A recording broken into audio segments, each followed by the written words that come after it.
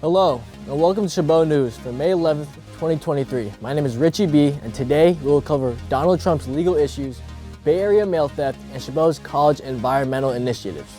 Claire will tell us the latest on Star Wars Celebration, and finally, Evan will bring us the latest sports news, including Lionel Messi's recent absence. All that and more coming up in today's edition of Chabot News.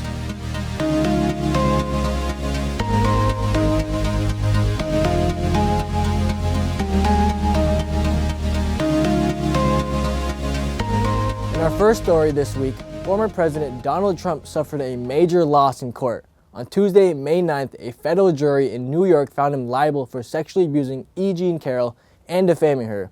As CNN's Jean Cesares reports, the verdict came after just 2.5 hours of deliberation. A Manhattan federal jury found former President Donald Trump sexually abused E. Jean Carroll in a department store dressing room in the 1990s and subsequently defamed her. Carroll alleged Trump sexually assaulted her in the Bergdorf Goodman in the spring of 1996 and later defamed her when he denied her claims. The jury found his conduct was sexual abuse, sufficient to hold him liable for her civil battery claim, even though the jury found she did not prove his assault met the rape threshold. The minute he went like this, I preceded him into the dressing room. The minute he closed that door, I was banged up against the wall. I hit my head really hard. Boom. After deliberating for some 2.5 hours, the jury recommending Trump pay Carroll a total of $5 million, more than $2 million in damages on the battery claim, and nearly $3 million on the defamation claim. Carroll, in her suit, sought damages for this October 2022 social media post, claiming Carroll's account was, quote, a complete con job.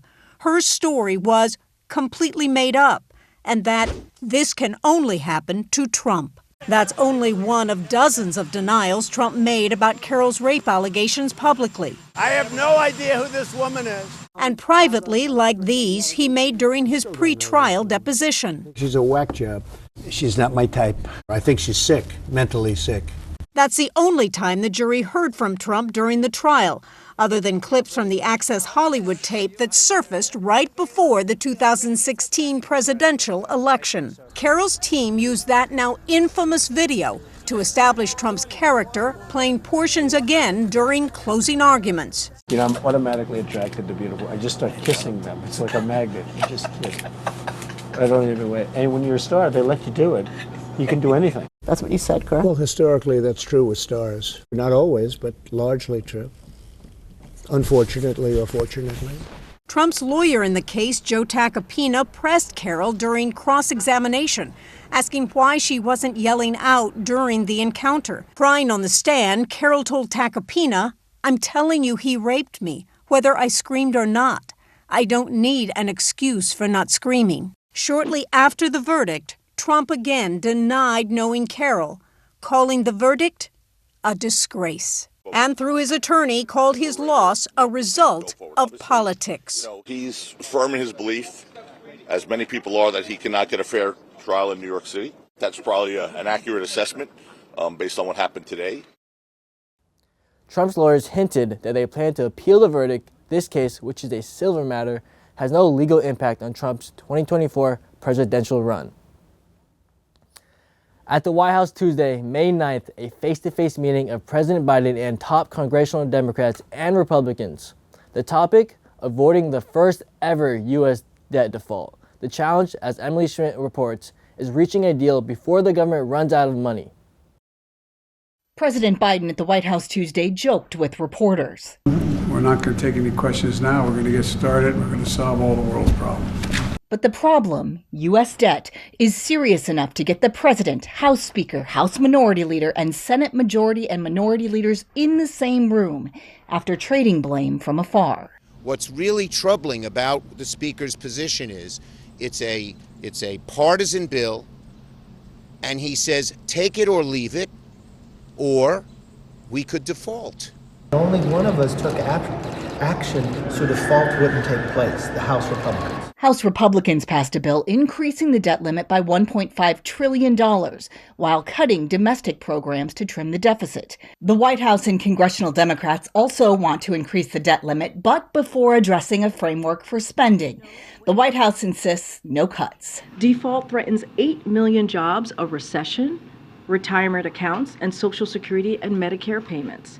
Treasury Secretary Janet Yellen has said the U.S. could run out of money and won't be able to pay its bills as soon as early June if the debt ceiling isn't lifted. The White House meeting wrapped up with no deal announced. One more day of disagreement, one day closer to potential default. I didn't see any new movement.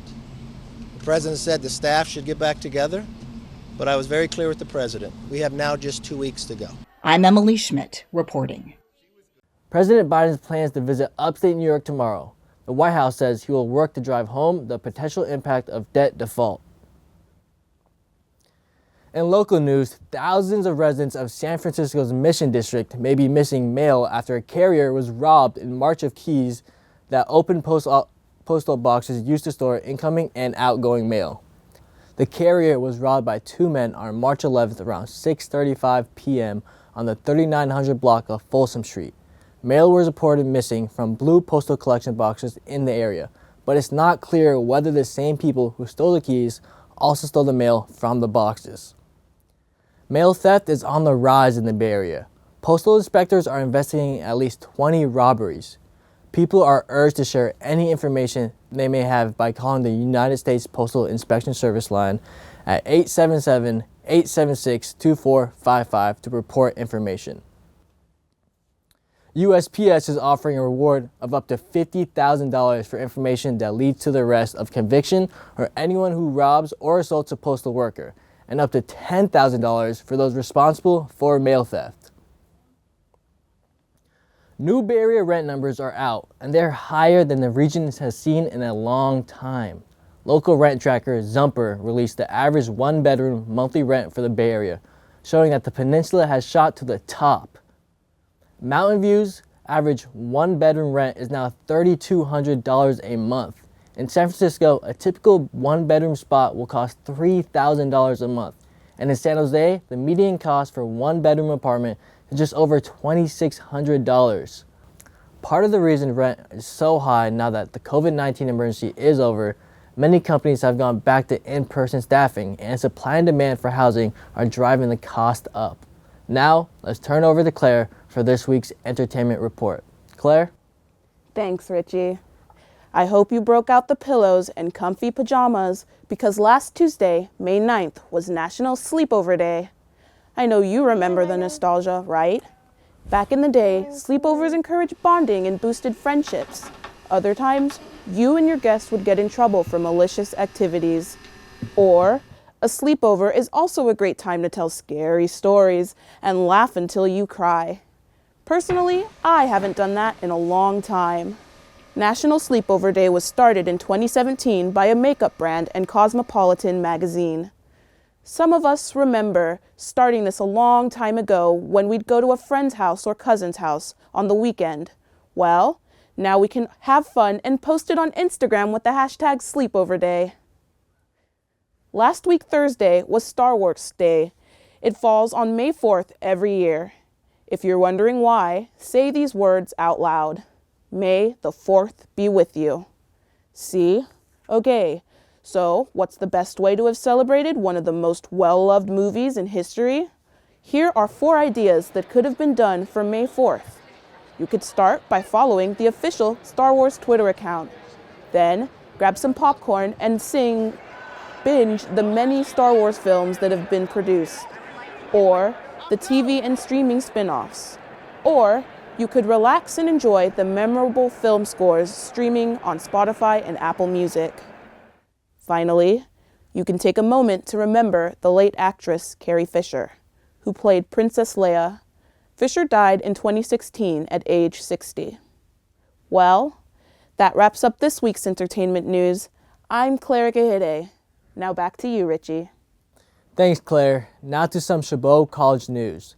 The Chabot College administration is offering free testing supplies to students after the campus bookstore closed on April 25th, leaving students without easy access to testing supplies like Scantrons and Green Books. Starting Thursday, May 10th, students can pick up free testing resources at the library during normal hours, at the Fresh Pantry and the Pop-Up Pantry in the Student Center, as well as the Welcome Desk in Building 700. The supplies include Green Books, Scantrons, and No. 2 pencils.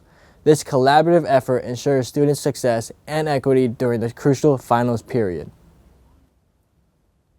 Chabot celebrated Earth Week this year starting on April 17th. In case you missed any of the events, here's Angelisa Dominguez with a report on one of them, an outdoor nature photography exhibit.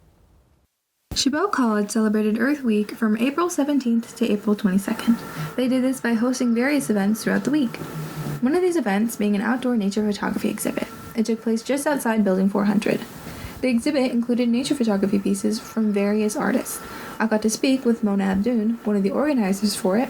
Here she talks about the inspiration behind making it all happen. Well, there were a few inspirations. First of all, it started when we started Earth Week, and we thought it would be a great way to advertise that something amazing is happening on campus.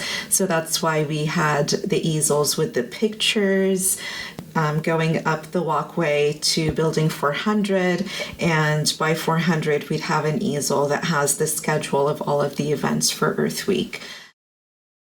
But also another, of course, inspiration is just to showcase the beauty of our Earth, kind of reminds us as to the why, like why we should take care of our Earth. Of course, it's our home, and also because it's just so beautiful.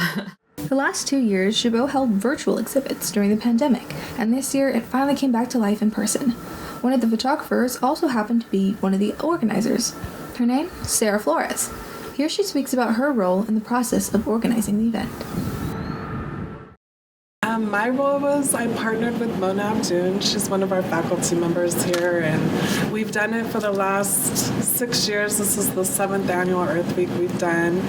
So really, she's the lead. This was her vision. This was her mastermind. And when she had come to me the first year to ask me for help, I was like, oh, I want to help out. Yeah, let's do this. And so we've kind of partnered together since then. And so we set up together, we picked the pieces together, and it's a collection of faculty and classified professionals who have submitted work, their own photographs out in nature, and we had a wonderful group of people submit their work. The exhibit was peaceful, beautiful, and environmentally friendly, as they repurposed the images every year in order to minimize waste. What message do they hope to send? Here's Mona with the answer. I want them to think, oh, this is such a beautiful home that we have, and I want to take care of it. I want to preserve it and keep it beautiful, or make it even more beautiful. Maybe it'll inspire someone to go out for a hike. Maybe it'll inspire someone to plant a tree or plant some flowers to attract some butterflies or bees. So I really want it to inspire folks to take action. If you missed the events for Earth Week, don't worry, as there's next year. Thanks for listening. I'm Angelisa Dominguez, reporting for Chabot TV. Thank you, Angelisa, for that report. That looked like an interesting exhibit. In other environmental news, Cafe Chabot is partnering with Ancora to reduce waste and promote sustainability using reusable containers. Students and staff can order food in an Encore container and return it after use. Accessing this service requires the free Ancora app, which employs a secure payment processor for identification purposes, and users are rewarded with discounts on meals for returning containers. Chabot College is one of the first to implement this eco-friendly initiative, which aims to replace single-use plastic containers and reduce the school's environmental impact. Last month, the City of Hayward and Chabot Community College District held an event designed to foster great collaboration, improve a collective capacity to receive funding, and increase the effectiveness of our response to the climate crisis. We sent our reporter, Don Wright, to cover the story. On Friday, April 28th, in the 700 building, Chabot College played host to people from Bay Area community colleges, local municipalities, and nonprofit organizations. The aim was to find ways that these agencies might work collaboratively on climate action with an emphasis on social justice. We have a very thin window to collectively act to make a future that is livable and sustainable for everyone on the planet. And so we decided to act on that. We said, okay, who in the Bay Area do we need in a room that we can all collaborate to address the climate crisis and the climate injustices that our students face every single day. The interactive event attracted many people eager to share tools and start planning future collaboration.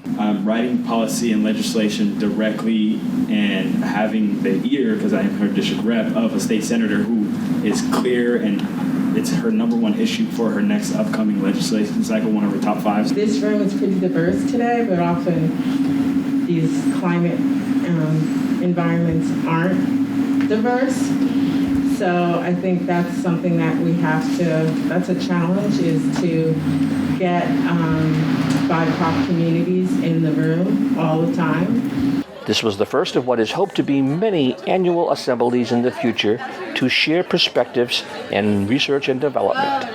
This was the very first one, and we're really excited for what's to come. Everybody seemed like they were buying in, and which is really, really encouraging. So I'm excited. I'm Don Wright, reporting for KCTH, Channel 27, Chabot College News. Thanks, Don. For further information, you can contact Suzanne Maher by calling 510-723-7149 or by sending her an email at smaher@chabotcollege.edu. Chabot College offers several environmental studies courses for students to get involved with. Chabot College hosted its 13th annual poetry reading on April 27th, celebrating National Poetry Month with guest speaker and renowned poet Anthony Fangari. The event, organized by the Chabot College Library and English Department, featured 13 poems from Fangari that touch on topics such as discrimination, religion, and his Coptic background. Attendees enjoyed the engaging reading and participated in a Q&A session. Afterwards, the in-person event marked the first time since the pandemic that students gathered for a poetry reading at the Chabot Library. Now, let's go to Evan for this week's sports update. Evan? Thanks, Richie. Former NFL player Henry Ruggs III will plead guilty to a drunken driving crash. Ruggs' attorneys announced his intentions in a Las Vegas court on Tuesday. In 2021, Ruggs was driving under the influence, going 127 miles an hour when his car collided with another, causing it to catch fire, according to the police report. 23-year-old Tina Tinter and her dog were killed. Ruggs agreed to plead guilty to a DUI resulting in death and vehicular manslaughter. He will appear in district court next week. If the judge accepts the deal, Ruggs will be sentenced to 3 to 10 years in prison. Ruggs was a wide receiver for the Las Vegas Raiders at the time of the crash, but was cut shortly after. Paris Saint-Germain has suspended Lionel Messi for 2 weeks due to an unauthorized trip to Saudi Arabia for personal business. Messi missed Monday's training session and is currently in Saudi Arabia, attending promotional events. The suspension comes after PSG's 3-1 loss to Lorient, but they remain at the top of League One. The team will face Troyes and Ajaccio in the next 2 weeks without the 7-time Ballon d'Or winner. That's all for sports this week. I'm Evan Neto. Now, back to you, Richie. Thanks, Evan. If you're looking for something to do in June, look no further than the streets of downtown Hayward on Saturday, June 3rd. They will have a smooth jazz ringing out.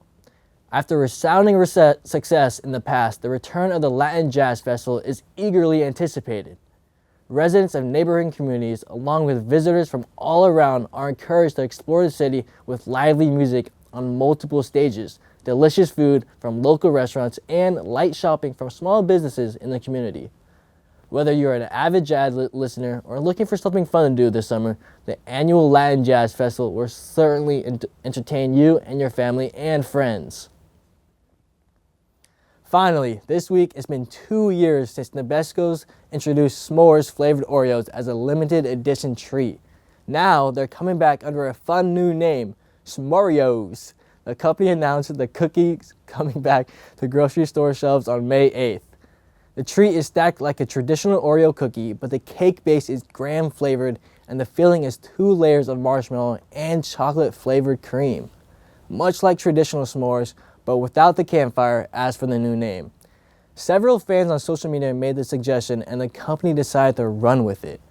Oreos will be available for a limited time nationwide while supplies last. That's all for Chabot News this week. Thanks to all the students and staff in the Mass Communications Department here at Chabot College for making this production possible. You can watch us anytime online at youtube.com/ChabotTV. Stay tuned to KCTH Channel 27 on Comcast for more Chabot TV.